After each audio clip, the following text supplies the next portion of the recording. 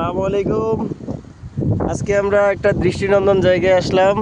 জায়গার নাম হচ্ছে ঝুকিরগাছা, গাংনী উপজেলা, মেহেরপুর জেলা। তো এখানে আসলাম, একটু ঘুরতে আসছিলাম। মনটা একটু খারাপ লাগতেছিল। এই যে আমার এক সহযোদ্ধা আছে, সহযোদ্ধাকে নিয়ে চলে আসলাম। তো এখানে আসতে আসতে দেখলাম এই যে এই পার্কের মধ্যে একটা পার্ক বা গার্ডেনের মতো বা ফার্মিংয়ের মতো অনেকটাই বলা যায়। তো এখানে দেখলাম যে একটা নৌকা আছে, এক চাচা আছে। তো নৌকাতে উঠলাম, একটু ঘুরে দেখি। নদীর দিকে তাকিয়ে থাকলে এবং নদীর মধ্যে চললে নাকি মন প্রশান্ত হয়ে যায়, অনেক শান্ত হয়ে যায়। তো দেখা যাক যে আসলে মনটা আসলে প্রশান্তি হয় কিনা। যদিও বাড়ির থেকে আসার পর থেকে অনেকটাই মন প্রশান্তি আছে, আজকে মনটা খুবই খারাপ। বিগত দিনের চিন্তা, বিগত দিনগুলা যেভাবে চলতেছে খুবই খারাপ যাচ্ছে। সেই খারাপ যাওয়ার ফলাফলে আসলে কি বলবো, চাচাই যে পাল তুলবে এখন। আমি এইরকম নৌকায় চড়তেছি আনুমানিক 20 বছর, তারও বেশি হবে। 20 বছর আগে এরকম নৌকায় চড়ছিলাম।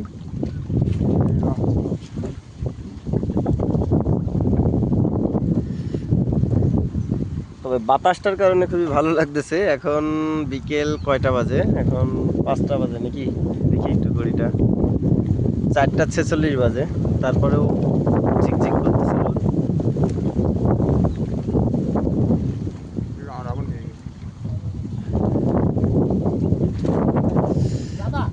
দেখতে থাকেন।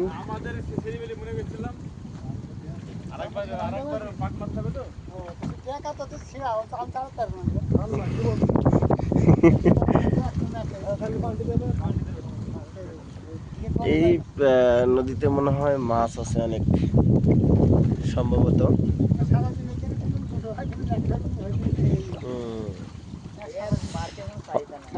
হয়তো বা ঈদের সময় লোকজন আসে নাকি।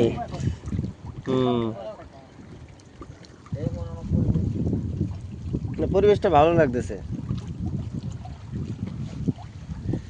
বাতাসটা হচ্ছে তো এই জন্য আর একটু ভালো লাগতেছে। হ্যাঁ, ওইদিকে একটা গাছের পাতা নড়তেছে, খুব ফাইন।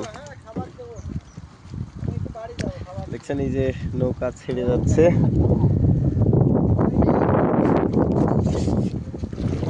এই সিস্টেম করছে কি, এই যে নৌকা চলছে।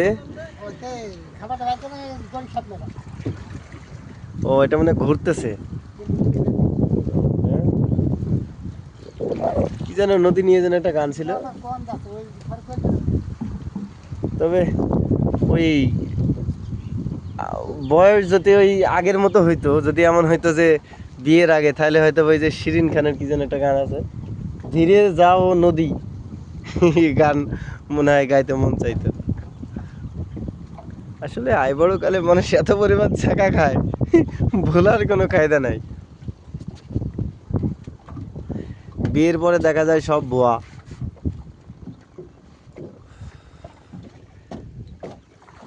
অনেক সুন্দর পানির একটা শব্দ আছে,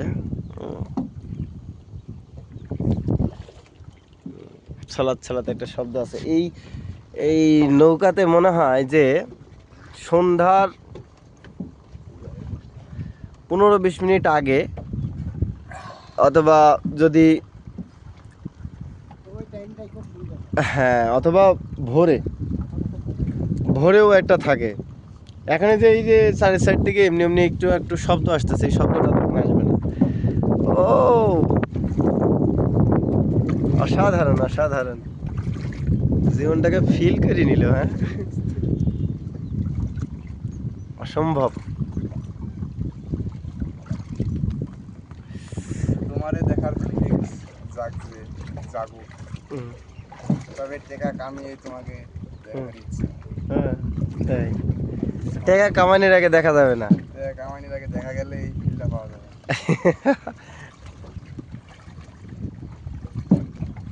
তবে আমার মনে হয় কি টাকা মানুষকে ধ্বংস করে দেয়। তার জন্য হলে টাকাটা সাধারণ একটা ফিলিংস আছে। এর মধ্যে কি কি মাছ আছে চাচা? সাজা মাছ।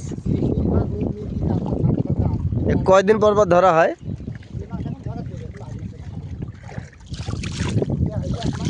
হুম। এটার মালিক কে? অ্যালবার্ট বিশ্বাস। সে তো বোঝা যাচ্ছে, এত বড় একটা জায়গা। এটা কি উদ্দেশ্যে করছে? এটা ঘোরার জন্য নাকি?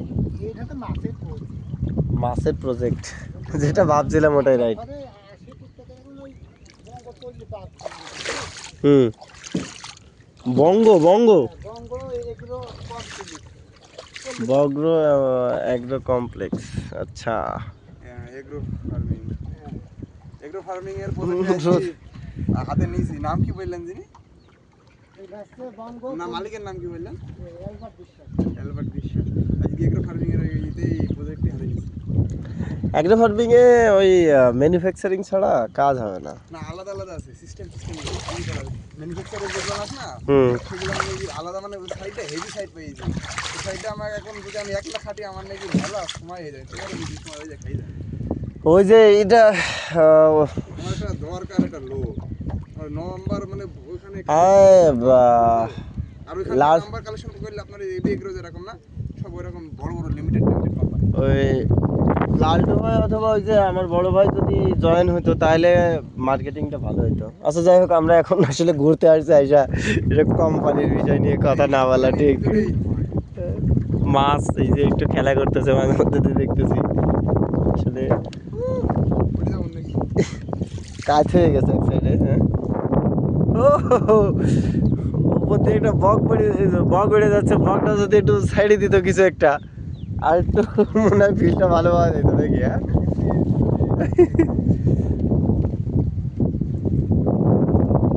অসাধারণ অসাধারণ। পানি দিছে আবার। এই বোতলগুলা কেন দেওয়া হয়েছে এই যেগুলা? আচ্ছা, বুঝতে পারছি। পুকুরও তো কম না, ওই যে ওই সাইডেও মনে হয় পুকুর না?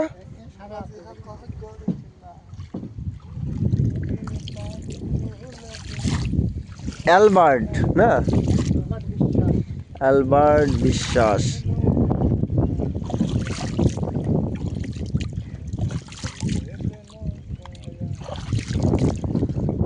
এই যে মাছ মাছের মধ্যে খেলা করতেছে। আমরা মনে হয় উপরে প্রায় চলে আসছি কাছাকাছি। ওই দিক দিয়ে ঘুরবেন না? হ্যাঁ, কি করবেন? এই কল দিয়ে ঘুরবেন? আচ্ছা, ইচ্ছা।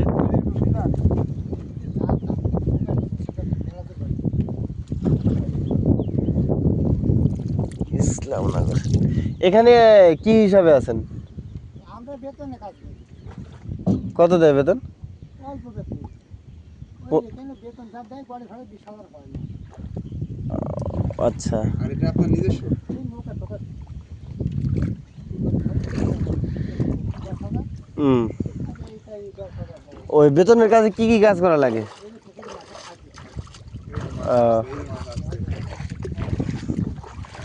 এই যে মাছ খেলা করতেছে। কি কি খাবার দেন মাছে? মাছের খাবার দেওয়ার সময় গিয়ে নৌকায় আসছে মনে করছে মাছ। কয়দিন পর পর দেন? কয়দিন পর পর? হ্যাঁ, মানে খাবার কয়দিন পর পর দেন? আমার প্রতিদিন দুবেলা। ও, দুবেলা।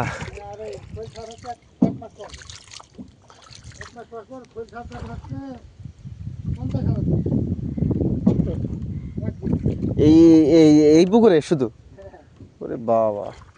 মাছের ব্যয় বলতে ভাইরাস নাকি একবারে 50,000 টাকা খরচ হয়ে গেছে।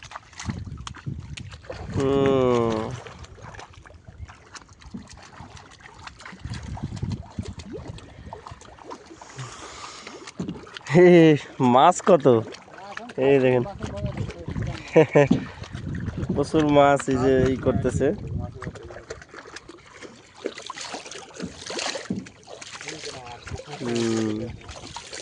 দেখিস পায়ে আবার ঠুকা দেয় না।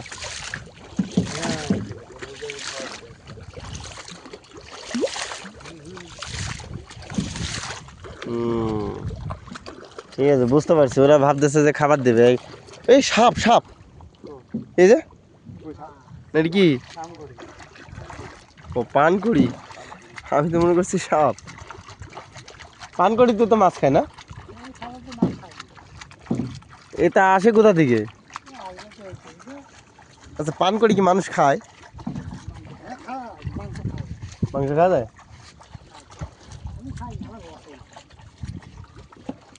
বাবা রোদ্রের কি তেজ! এই জিনিস মনে হয় ডুব মারে অনেকক্ষণ থাকতে পারে। পাদি মাছ ধরে?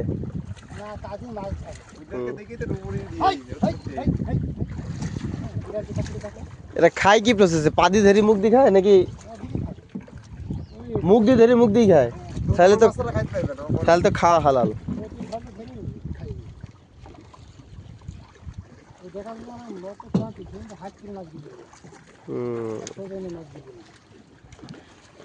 হচ্ছে টোটাল নদীর পরিধি।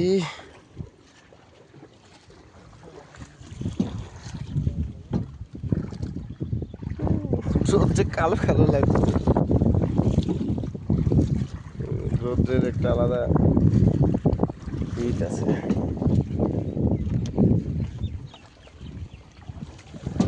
বোঝা গেল আসলে কোনো উৎসবের দিন হয়তো বা মানুষজন বাইরে থেকে লোকজন আসে। হ্যাঁ তাই? এই ঈদে সর্বনাশ, 20,000 টাকার ভাড়া মারছে এই ঈদে।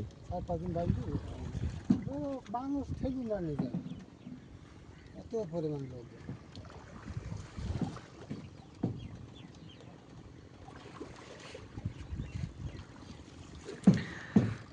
আমরা মনে হয় গন্তব্যের দিকে পৌঁছাই যাচ্ছি আস্তে আস্তে।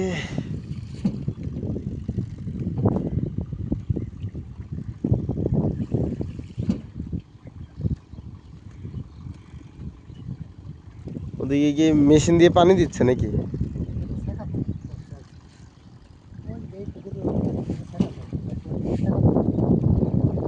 পুকুর ফাঁকা করে দেবে?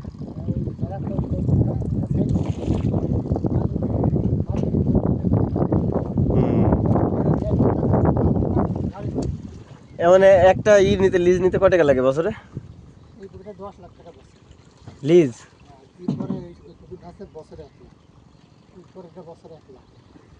সেইটা যদি 10 লাখ টাকা হয় তাহলে 10 লাখ টাকা আবার 1 লাখ টাকার কিন্তু প্রতি মাসে খাবার আছে, তাহলে 12 লাখ টাকা। তাহলে 12 লাখ আর আনুষঙ্গিক খরচ আছে আরো 8 লাখ, তাহলে 30 লাখ টাকা শুধু খরচই আছে এই পুকুরটা। দেখা তুই কত কষ্ট করে চাষি নিয়ে আসছে গরম খাবার। হ্যাঁ